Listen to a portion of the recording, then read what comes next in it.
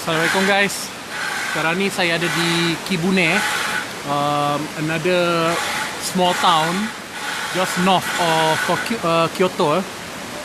So saya baru je habis hiking daripada Kurama ke Kibune. Dia ada satu trail special lah basically. So sekarang ni saya jumpa satu spot menarik tu yang saya rasa saya nak live dekat sini lah before saya nak head back ke Kyoto. Okay, kalau you tengok river ni basically during summer diorang akan buat macam you boleh makan dekat, dia ada macam para dia panggil apa dia panggil, macam tempat duduk lah, dia panggil kawadoko. So you all boleh makan sambil enjoy the river lah. Okay, dia betul-betul atas river tu. So during summer lah. Macam sekarang ni sejuk gila ni, tak ada benda lah basically. Kalau saya nak buat hiking tu yang saya datang. Okay, so semalam saya ada mention pasal saya akan cerita tentang right issue Okay, saya akan cerita tentang right issue. So basically right issue tu apa right issue? Okay, is it good or is it bad? Okay, sebab right issue ni pun part of the capital payout by companies but in a way dia berbeza daripada bonus dengan split yang saya cerita sebelum ni. Okay, sebab right issue ni dia nak raise capital. Okay, it's another way for the company selain daripada mendapatkan financing daripada bank. So it's another way for the company to raise capital. So usually diorang akan raise right issue. Okay, so harga right issue ni usually dia akan discounted daripada the mother share.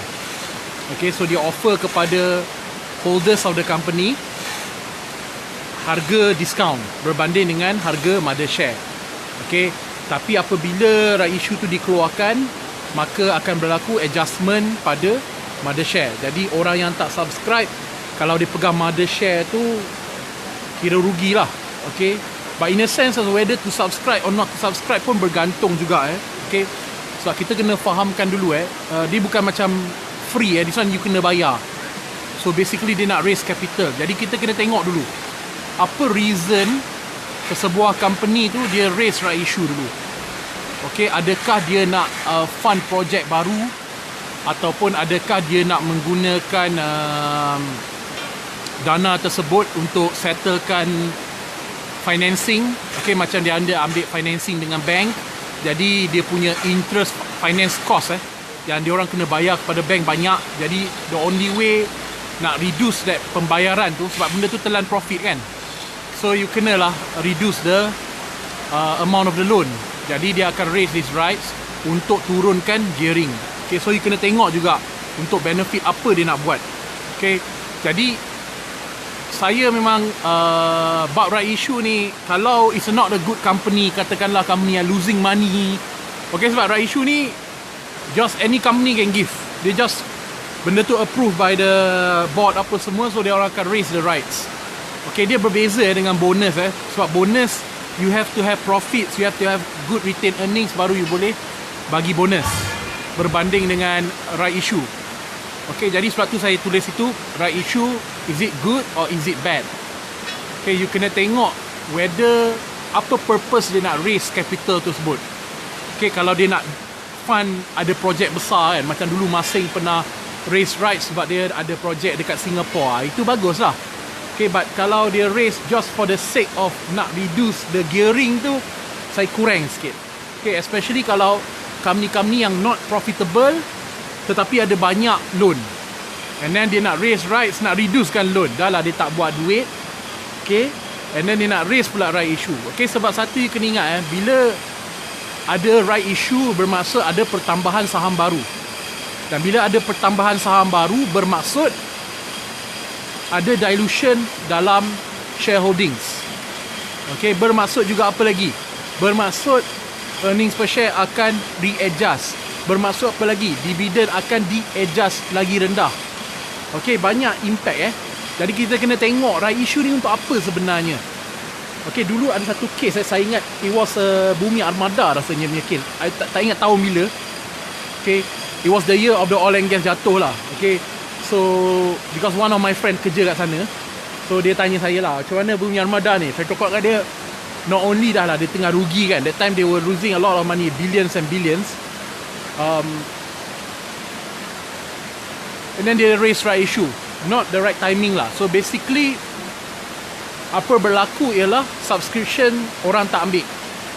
Okay, apabila subscription orang tak ambil, underwriter kena subscribe. Okay, so when that happens is that they will throw the shares during the lepas benda tu di issue. Okay, itu satu benda yang buruk Okay, sebab kita ada hak whether kita nak subscribe atau kita tak nak subscribe. Okay, and then proses dia ialah apabila right issue ni dah sampai X date, okay, akan ada satu tempoh dalam 1 minggu kita panggil OR. So basically that is ordinary rights So katakanlah you tak nak subscribe and then you are entitled sebab you dah pegang mother dia, you can sell that OR to another person. So another person tu akan beli OR tu dan dia boleh dapatkan hak untuk rights tu. Okay, so it does not necessarily means that you have to accept the rights, but like I said again kalau it's not a good company, the other rights, it's not good. It's not good. It's not a good news for you. Okay, because things will turn much worse. Okay, dia sebaik-baiknya rights ni given by a company yang profitable.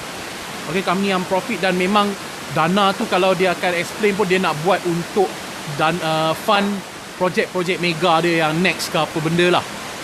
Okay, so right issue ni macam mana pula? In terms of application tu, okay, bukan basically katalah kalau you entitled, so apa akan berlaku ialah you akan dapat satu form yang dia akan hantar kat rumah. So basically you kena masukkan you punya CDS, nama, okay, and then you nak setuju tak you nak subscribe, and you not necessarily kena subscribe semua.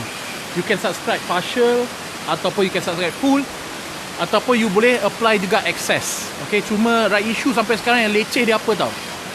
Leceh dia, you still kena pakai, saya terketar ni sebenarnya sebab sejuk gila dekat kawasan gunung Okay. So right issue ni basically you kena still apply pakai banker's check. Tu yang leceh dia.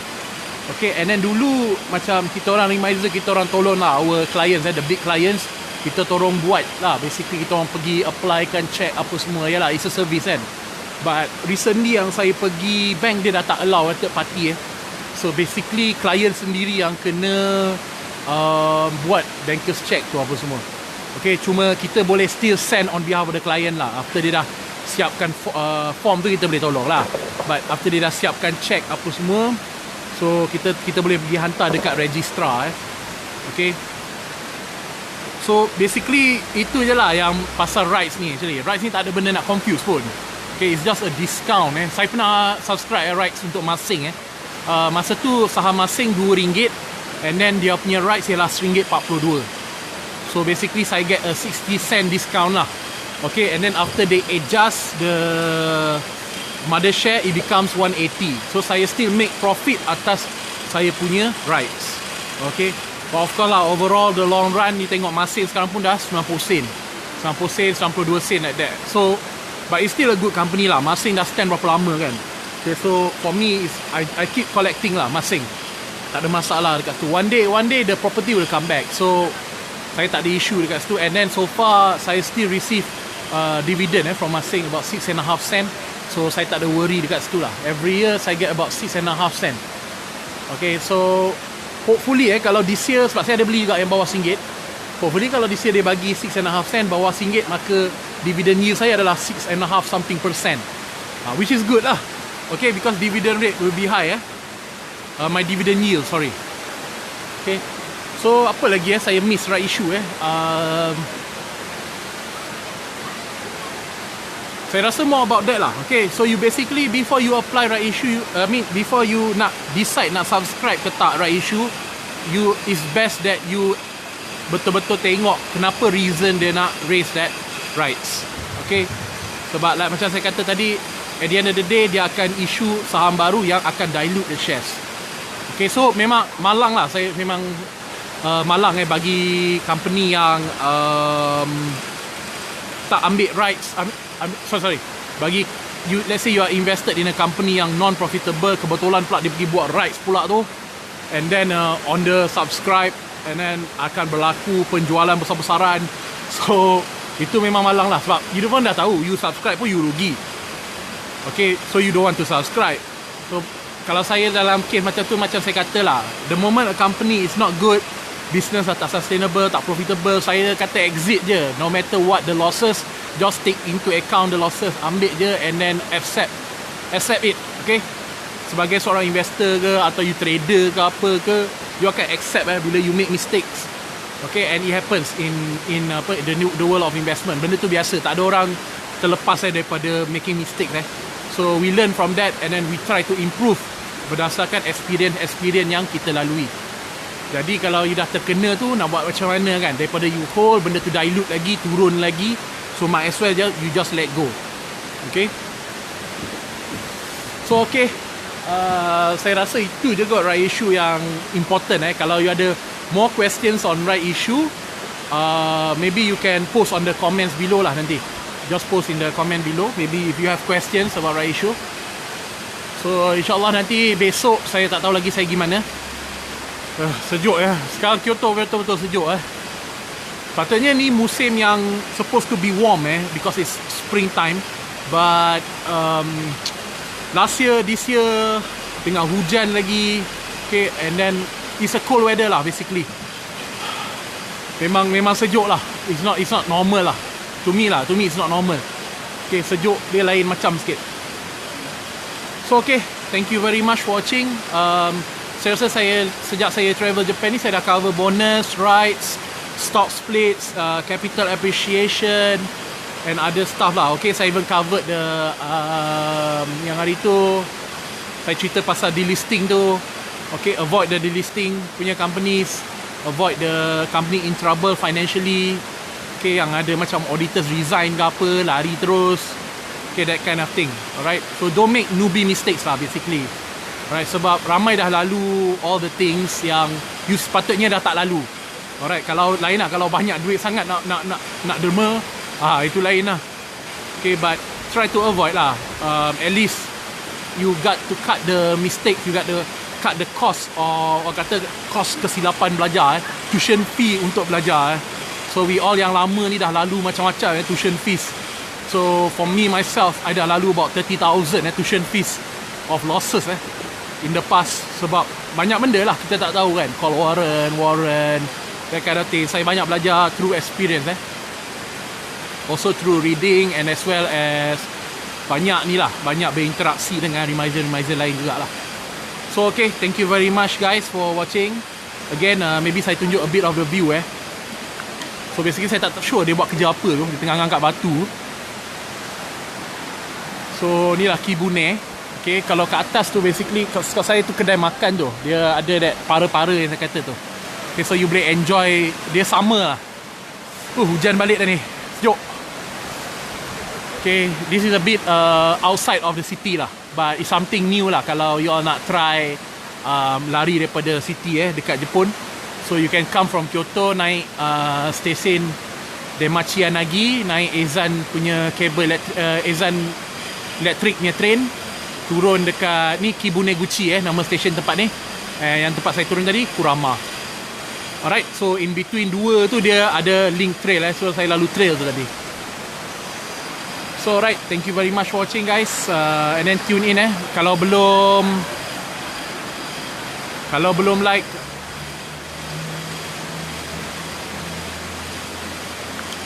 kalau belum like page Ruki Saham Gakuen, sila like and then set see first supaya you tak miss saya punya uploads. Okay, saya punya live supaya you tak miss and then sharekan kat your friends about Ruki Saham Gakuen so they can also learn shares banyak lagi yang saya dah share in the past, and I will keep repeating. Basically shares ni is more like repeating ni makes you more perfect because you remember, you ingat je. Because bila you repeat, you semakin ingat. And then kalau you ajar kawan you try to teach your friend what I teach you, lagilah you boleh absorb knowledge tu dengan better so that you can express it better and adopt it. Alright, tapi yang penting macam saya kata semua ni yang penting you kena beramal basically. Jangan just belajar macam ni. Kalau boleh buatlah yang saya kata hari tu pergi open the CDS, okay, and then open the CDS, buka platform tu, okay. Try, kalau tak nak buka yang real pun buka lah yang trial dulu. Okay, you boleh masuk YouTube channel saya Rookie Saham Gakuen. Dekat situ saya ada tunjuk macam mana nak download the trial punya period untuk 90 hari for the kenanga punya platform. So you dah boleh buka platform saham kat situ. Try to learn as much as you can watch video saya, try to relate balik dengan platform saham, rajin-rajin tengok saham. So then only then you can be good at this Saham memang lubuk buat duit okay, it's a long term investment yang really can even quadruple your wealth as fast as as fast as the bullet train. Tak adalah, gurau je. Okay, so dia boleh double, triple, quadruple, okay, 100 times so pernah berlaku. Okay, so benda tu tidak mustahil dengan saham. Okay, yang penting ialah you kena tahu apa yang you buat. So dengan ilmu insya-Allah semua tu achievable. Alright, so saya Mr. Rookie Saham.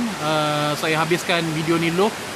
Thank you guys siapa yang watch ni video ni, yang belum tengok ni, yang tengok lepas ni boleh tengok rakaman ni So thank you. Assalamualaikum warahmatullahi wabarakatuh. Mr. Rookie Saham, Raja and out.